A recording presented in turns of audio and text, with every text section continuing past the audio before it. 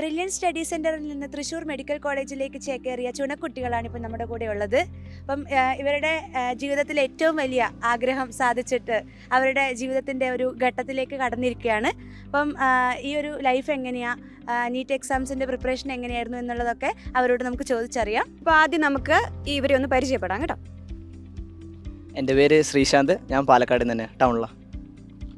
എൻ്റെ പേര് സിദ്ധാർത്ഥ്, ഞാൻ കണ്ണൂർ. എൻ്റെ പേര് വിനീത്, ഞാൻ കോഴിക്കോട് നിന്നാണ്. എൻ്റെ പേര് സാഹിലും, ഞാൻ തൃശ്ശൂരിൽ നിന്നാണ്. ഞാൻ റിഷാദ്, കോഴിക്കോട് മുക്കത്തുനിന്ന് വരുന്നു.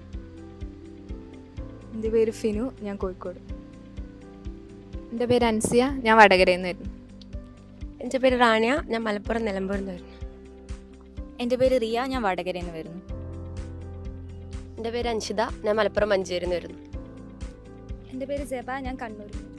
മക്കളെ ഇപ്പം നീറ്റ് എക്സാം വരാൻ പോവുകയാണ്, 3.5 മാസം കൂടിയേ ഉള്ളൂ.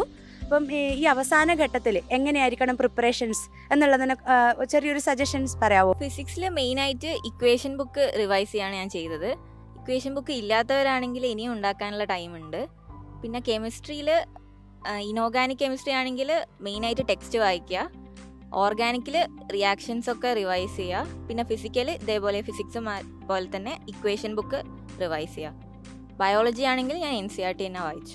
ബ്രില്യനിലെ ലാസ്റ്റ് നടത്തുന്ന എല്ലാ മോഡൽ എക്സാംസ് അറ്റൻഡ് ചെയ്യണം. എല്ലാത്തിനും അതിൻ്റെതായിട്ടുള്ള ഇമ്പോർട്ടൻസ് ഉണ്ട്.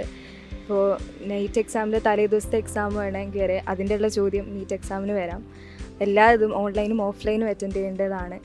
ഇപ്പോൾ അതിൽ ലാസ്റ്റ് തൊട്ട് റിവിഷനാണ് മെയിനായിട്ട് ചെയ്യേണ്ടത്. ഇപ്പോൾ ഇക്വേഷൻ ബുക്ക്, ഫോർമുല ബുക്ക് ഉണ്ടാക്കിയിട്ടുണ്ടെങ്കിൽ അത് റിവൈസ് ചെയ്യുക.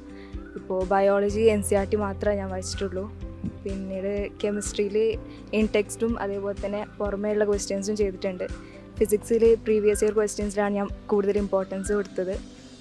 മാക്സിമം സ്ട്രെസ്സ് കുറച്ചിട്ട് പഠിക്കാൻ നോക്കുക. മോഡൽ എക്സാംസ് തന്നെ അതേമാതിരിയുള്ളൊരു പാറ്റേണിലായിരിക്കും നീറ്റിൻ്റെ എക്സാമും വരിക. അപ്പോൾ നമ്മുടെ ബ്രില്യനിൽ നടത്തുന്ന എക്സാമിൻ്റെ അത്ര ലെവലൊന്നും ഒറിജിനൽ നീറ്റ് എക്സാമിന് ഉണ്ടാവലില്ല. അപ്പോൾ മോഡൽ എക്സാം ഒന്നും സ്കിപ്പ് ചെയ്യാണ്ട് ഇരിക്കുക. പിന്നെ പറയാനുള്ളത് കറക്ഷൻ ബുക്ക് മെയിൻറ്റെയിൻ ചെയ്യുക. നമ്മൾ ഈ മോഡലിൽ തെറ്റിക്കുന്ന ക്വസ്റ്റ്യൻസ് എല്ലാം നമ്മൾ വൃത്തിക്ക് ഒരു കറക്ഷൻ ബുക്ക് മെയിൻറ്റെയിൻ ചെയ്യുന്നത് നല്ലതായിരിക്കും. ഞാനങ്ങനെയായിരുന്നു ചെയ്തിട്ടുണ്ടായിരുന്നു. ബയോളജിക്ക് പിന്നെ NCERT മാത്രം നമ്മൾ പഠിച്ചാൽ മതി, അതിൻ്റെ വഴിക്ക് ഒന്നും വരലില്ല. അപ്പോൾ പിന്നെ എക്സാം എഴുതുമ്പോൾ എന്താ പറയുക, കോപ്പി അടിക്കാണ്ടിരിക്കുക, പിന്നെ ടെൻഷൻ ഇല്ലാണ്ട് എഴുതുക. നമ്മളിപ്പോൾ എത്ര പഠിച്ചു കഴിഞ്ഞാലും ആ ഒരു ഹോളിൻ്റെ ഉള്ളിൽ നമുക്ക് പെർഫോം ചെയ്യാൻ പറ്റിയില്ലെങ്കിൽ കാര്യമില്ല. അപ്പോൾ ഒരു എക്സാം എഴുതുമ്പോൾ നമ്മൾ മാക്സിമം സ്ട്രെസ് ഫ്രീ ആയിട്ട് കൂളായിട്ട് ഇരുന്ന് എഴുതാൻ ശ്രമിക്കുക. നമ്മുടെ ക്ലാസ് എല്ലാം ഓൾമോസ്റ്റ് ഇപ്പം 2025 നീറ്റ് എക്സാം എഴുതുന്ന കുട്ടികളുടെ ക്ലാസ് എല്ലാം ഓൾമോസ്റ്റ് കംപ്ലീറ്റ് ആയി. അപ്പോൾ ഇവർ അടുത്ത ആഴ്ചയോടുകൂടി മോഡൽ എക്സാമിലേക്ക് കടക്കുകയാണ്. അപ്പോൾ അവരുടെ ഒരു ടെൻഷൻ എന്ന് വെച്ചാൽ ഇപ്പോൾ ക്ലാസ് കഴിഞ്ഞു, പഴയ കാര്യങ്ങളൊക്കെ മറന്നുപോയി. അപ്പം മോഡൽ എക്സാം ഒന്ന് മിസ്സായാലും കുഴപ്പമില്ല, എല്ലാം ഒന്നുകൂടെ ഒന്ന് കവർ ചെയ്തിട്ട് മോഡൽ എഴുതാമെന്നൊരു ഐഡിയയിലൊക്കെയാണ് കൂടുതലും കുട്ടികൾ നിൽക്കുന്നത്. അപ്പം മോഡൽ എഴുതേണ്ടതിൻ്റെ ആവശ്യകതകൾ എന്ന് വെച്ചാൽ മോഡൽ എത്രത്തോളം ഇമ്പോർട്ടൻ്റ് ആണ്, അത് സ്കിപ്പ് ചെയ്താൽ നിങ്ങൾക്ക് ആ കുട്ടികൾക്കുണ്ടാകുന്ന നഷ്ടങ്ങൾ, അതിനെപ്പറ്റി ഒന്ന് പറയാമോ? മോഡൽ എക്സാംസിനെ പറ്റി പറയുകയാണെങ്കിൽ ഒരു മോഡൽ എക്സാമും സ്കിപ്പ് ചെയ്യരുത്. കാരണം പലതിനും നമ്മൾ പൂർണ്ണമായിട്ട് പഠിക്കാനുള്ള സമയമൊന്നും കിട്ടിക്കോണമെന്നില്ല. പക്ഷേ നമ്മൾ എത്രമാത്രം പഠിച്ചു, അല്ലെങ്കിൽ നമ്മൾ പഠിച്ചതിന് എന്തുമാത്രം പ്രോഗ്രസ് ഉണ്ട് എന്ന് നമ്മൾ അറിയണമെങ്കിൽ നമ്മൾ മോഡൽ എക്സാംസ് എഴുതി തന്നെ ശരിയാവുള്ളൂ. അത് മാത്രമല്ല, എക്സാംസ് എഴുതുമ്പോൾ മാത്രമേ നമുക്ക് ആ ഹോളിലൊരു അന്തരീക്ഷം മാക്സിമം ക്രിയേറ്റ് ചെയ്യാൻ ശ്രമിക്കുക. അതേ സ്പേസിൽ എഴുതി ശീലിക്കുക. പിന്നെ ഓരോ എക്സാമിനും ചിലപ്പോൾ മാർക്ക് കുറയാം. അങ്ങനെയാണെങ്കിൽ നമ്മൾ ഒരിക്കലും ഡീമോട്ടിവേറ്റ് ആവരുത്. പകരം ആ മാർക്ക് കുറഞ്ഞതിനുള്ള കാരണം എന്താണ് കൃത്യമായി നോക്കി അടുത്ത എക്സാമിന് മാക്സിമം അത് മാറ്റിയെടുക്കാൻ നോക്കുക. മോഡൽ എക്സാമിനെ പറ്റി പറയുകയാണെങ്കിൽ ആരും എക്സാംസ് ഒന്നും സ്കിപ്പ് ചെയ്യരുത്. കാരണം നിങ്ങൾക്കങ്ങനെ ഒരു 3 മണിക്കൂർ മാറ്റി വെച്ചിട്ട് പഠിച്ചെടുക്കാൻ പറ്റുന്ന കണ്ടൻറ്റ് അളവൊക്കെ അവനവനെ അനലൈസ് ചെയ്യാൻ അറിയാം, അത് വളരെ കുറവാണ്. എന്നാലൊരു എക്സാം എഴുതുമ്പോൾ നിങ്ങൾക്ക് കിട്ടുന്നൊരു ഇമ്പാക്റ്റ് എന്ന് പറയുന്നതും രണ്ടും ഡിഫറെൻ്റാണ്. ഡയറക്ടേഴ്സൊക്കെ എക്സാം കഴിയുമ്പോൾ പറയുന്നുണ്ടാവും, ഈ 3 മണിക്കൂർ എഴുതുമ്പം കിട്ടുന്ന എഫക്റ്റും നിങ്ങൾ 3 മണിക്കൂർ പഠിക്കുന്ന ഇഫക്റ്റും രണ്ടും ഡിഫറെൻ്റ് തന്നെയാണ്. നമ്മളത് അനുഭവിച്ചറിഞ്ഞതാണ്.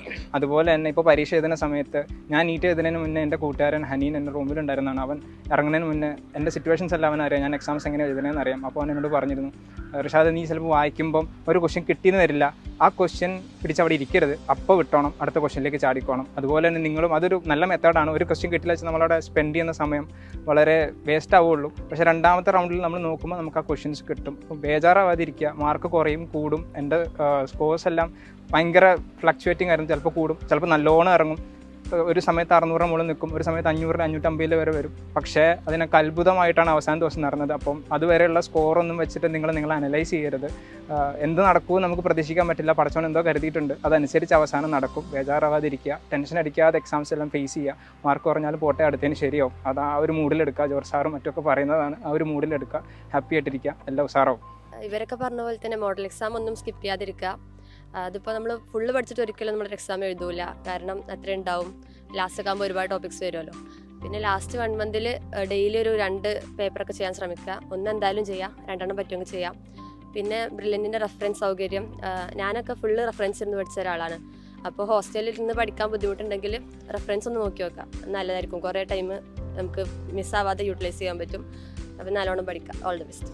അപ്പോൾ ഇനിയിപ്പോൾ യഥാർത്ഥ നീറ്റ് എഴുതുമ്പം ഇപ്പോൾ മോഡൽ എഴുതുന്നത്, അല്ലെങ്കിൽ മോഡൽ എഴുതുമ്പോൾ നമുക്ക് മോഡൽ കിട്ടി, പക്ഷേ യഥാർത്ഥ നീറ്റ് എങ്ങനെയാണെന്നുള്ളത് ഇപ്പോഴും എഴുതാൻ പോകുന്ന കുട്ടികൾക്ക് ഭയങ്കര ഒരു അത്ഭുതവും ഒരു പേടിയൊക്കെ ആയിരിക്കും. അപ്പം ആ ഒരു ശരിക്കുള്ള മെയിൻ നീറ്റ് എക്സാമിന് എന്താണ് ആ അപ്പിയർ ചെയ്യുമ്പോൾ എന്തൊക്കെ ശ്രദ്ധിക്കണം എന്നുള്ള കാര്യങ്ങളൊന്ന് അവരോട് ഷെയർ ചെയ്യാവോ? നമുക്കെല്ലാവർക്കും അറിയാം 2025 നീറ്റ് എക്സാം വരാൻ പോവാണ്. അപ്പോൾ എല്ലാവരും ഇപ്പം മോഡൽ എക്സാമിൻ്റെ പ്രിപ്പറേഷനൊക്കെ ആയിട്ട് ഫുൾ തിരക്കിലായിരിക്കും. അപ്പോൾ മോഡൽ എക്സാം ഒക്കെ നല്ലപോലെ എഴുതി ഫുൾ അറ്റൻറ്റീവായിട്ട് ഫുൾ പ്രൊഡക്റ്റീവായിട്ട് എഴുതിയ ഒരു കുട്ടിക്ക് നീറ്റ് എക്സാം വളരെ സുഖമായിരിക്കും. കാരണം നമ്മൾ ബ്രില്യൻറ്റിൽ മോഡൽ എക്സാം എഴുതുന്നതിനെക്കാട്ടിലും സുഖമായിട്ടാണ് എനിക്കൊക്കെ പേഴ്സണലി നീറ്റ് എക്സാം ഫീൽ ചെയ്തിട്ടുള്ളത്. ടെൻഷനൊന്നും ഇല്ലാണ്ട് മാക്സിമം നല്ല കൂളായിട്ട് നല്ലോണം ഉറങ്ങി നല്ല ഫുഡൊക്കെ കഴിച്ചിട്ട് നല്ല ഹാപ്പി ആയിട്ട് പോയിട്ട് എക്സാം എഴുതണം. കാരണം നമ്മൾ ഇത്രയും കാലം ഇപ്പോഴും നമ്മൾ വർക്ക് ചെയ്യുന്നുണ്ട്. അപ്പോൾ അതിനുള്ളൊരു നല്ലൊരു റിസൾട്ട് അന്ന് വരണമെങ്കിൽ നമുക്ക് മാക്സിമം വേണ്ട നല്ലൊരു കോൺഫിഡൻസ് ആണ്. അപ്പോൾ അന്ന് എല്ലാവരും നല്ല അറ്റൻറ്റീവായിട്ട് എക്സാം ഹാളിൽ മാക്സിമം നമുക്ക് എത്രമാത്രം പ്രൊഡക്റ്റീവ് ആക്കാൻ പറ്റുമോ ആ ഒരു രീതിയിൽ നല്ല ഹാപ്പി ആയിട്ട് തന്നെ എക്സാം എഴുതണം. പിന്നെ എല്ലാ കാര്യങ്ങളും നല്ലോണം ശ്രദ്ധിക്കണം. ബബിൾ ചെയ്യുമ്പോഴും ഒക്കെ ക്വസ്റ്റ്യൻസ് ഒന്ന് സ്കിപ്പ് ചെയ്യുമ്പോഴൊക്കെ നല്ലോണം സൂക്ഷിക്കണം. ബബിൾ ചെയ്യുമ്പോഴൊക്കെ കറക്റ്റായിട്ട് ബബിൾ ചെയ്യാനൊക്കെ നോക്കണം. പിന്നെ ടൈം മാനേജ്മെൻറ്റ് വളരെ ഇമ്പോർട്ടൻ്റ് ആണ്. കാരണം നമ്മൾ സ്വാഭാവികമായിട്ടും പതറിപ്പോകുമ്പോൾ നമുക്ക് ടൈം മാനേജ്മെൻറ്റ് മൊത്തത്തിൽ തെറ്റിപ്പോകും, എസ്പെഷ്യലി ഫിസിക്സിലൊക്കെ ക്വസ്റ്റ്യൻസ് ചെയ്യുമ്പോൾ. അപ്പോൾ അതെല്ലാവരും നല്ലോണം മാനേജ് ചെയ്തിട്ട് തന്നെ നല്ല കൂളായിട്ട് ചില്ലായിട്ട് പോയിട്ട് എക്സാം എഴുതിച്ച് വരിക. എന്തായാലും നിങ്ങൾ നല്ലപോലെ ഉഷാറായിട്ട് എഴുതട്ടെ. All the best. അപ്പോൾ അടുത്ത വർഷം നമുക്ക് തൃശ്ശൂർ മെഡിക്കൽ കോളേജിൽ വെച്ചിട്ട് കാണാം. നിങ്ങൾക്കിപ്പോൾ നീറ്റ് എക്സാം ഇപ്പോൾ ആവാൻ പോകണല്ലോ. നീറ്റ് എക്സാം എഴുതുമ്പോൾ നിങ്ങൾ ചിലപ്പോൾ ഒരു ക്വസ്റ്റ്യൻ കണ്ടിട്ട് ഇത് ഈസി ആണല്ലോ, ഇത് പെട്ടെന്ന് എഴുതി തീർക്കാൻ നോക്കും. പക്ഷെ അപ്പോഴും നിങ്ങൾ OMR സൂക്ഷിച്ചിട്ട് തന്നെ ഫില്ല് ചെയ്യും. കാരണം എനിക്ക് പേഴ്സണലി ഒരു ക്വസ്റ്റ്യൻ അങ്ങനെ ഉണ്ടായിട്ടുണ്ട്, ഭയങ്കര സിമ്പിളായിട്ട് ഞാൻ ഒരു ക്വസ്റ്റ്യൻ അങ്ങനെ ഫില്ല് ചെയ്യുമ്പോൾ എനിക്ക് തെറ്റിയിട്ടുണ്ടായിരുന്നു. അങ്ങനെ ഒരു കാര്യം. പിന്നെ നിങ്ങൾ മാക്സിമം എല്ലാം ഡ്രസ് കോഡ്, പിന്നെ പൗച്ച് ട്രാൻസ്പെറൻറ്റ് ഇതൊക്കെ നല്ലോണം ഫോളോ ചെയ്യാൻ നോക്കുക. പിന്നെ എക്സാമിന് മുമ്പുള്ള ദിവസം ഉറക്കം, പിന്നെ ഫുഡ്, നേരത്തെ ഉറങ്ങുക. നിങ്ങളിപ്പോൾ ഒരു ടോപ്പിക്ക് പഠിച്ചെടുക്കാൻ വേണ്ടി ലേറ്റ് ആയിട്ട് ഇരിക്കുക, അതൊന്നും വേണ്ട. അത്രയും നാൾ പഠിച്ചൊക്കെ മതി. അതിനപ്പുറമായിട്ട് നിങ്ങൾക്ക് നീറ്റ് മോഡൽ എക്സാം ഒക്കെ എഴുതുന്നുണ്ടല്ലോ, അതൊക്കെ ധാരാളമാണ്. അതിനപ്പുറം നിങ്ങൾ തലേ ദിവസം ടെൻഷൻ അടിക്കുക ഒന്നും വേണ്ട.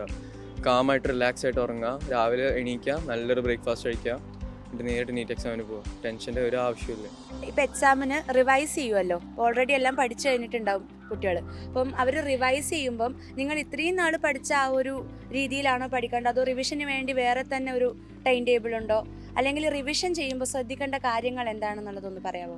റിവിഷൻ ചെയ്യുമ്പോൾ നമ്മൾ ഒരുപാട് നേരം നമുക്ക് കുറച്ച് അറിയാവുന്ന ടോപ്പിക്കാണെങ്കിൽ ഒരുപാട് നേരം ആ തിയറിയിൽ സമയം കളയേണ്ട ആവശ്യമില്ല. ജസ്റ്റ് ഒന്ന് വായിച്ച് നോക്കിയിട്ട് പിന്നെ ക്വസ്റ്റ്യൻസ് തന്നെ മാക്സിമം പ്രാക്ടീസ് ചെയ്യാൻ നോക്കുക. ഫിസിക്സ് ആണെങ്കിൽ ഇക്വേഷൻസ് മാക്സിമം അത് ഇക്വേഷൻ ബുക്ക് ഉണ്ടാക്കി അതിലൂടെ ഒന്ന് കണ്ണോടിച്ചുകൊണ്ടിരിക്കുക. അപ്പോൾ നമുക്ക് അത് അത്രയും നമ്മുടെ മൈൻഡിൽ ഇംപ്രസ്ഡ് ആവും. അപ്പോൾ നമുക്ക് പെട്ടെന്ന് ഇക്വേഷൻ കണ്ടുപിടിച്ച് ആൻസർ ചെയ്യാൻ പറ്റും.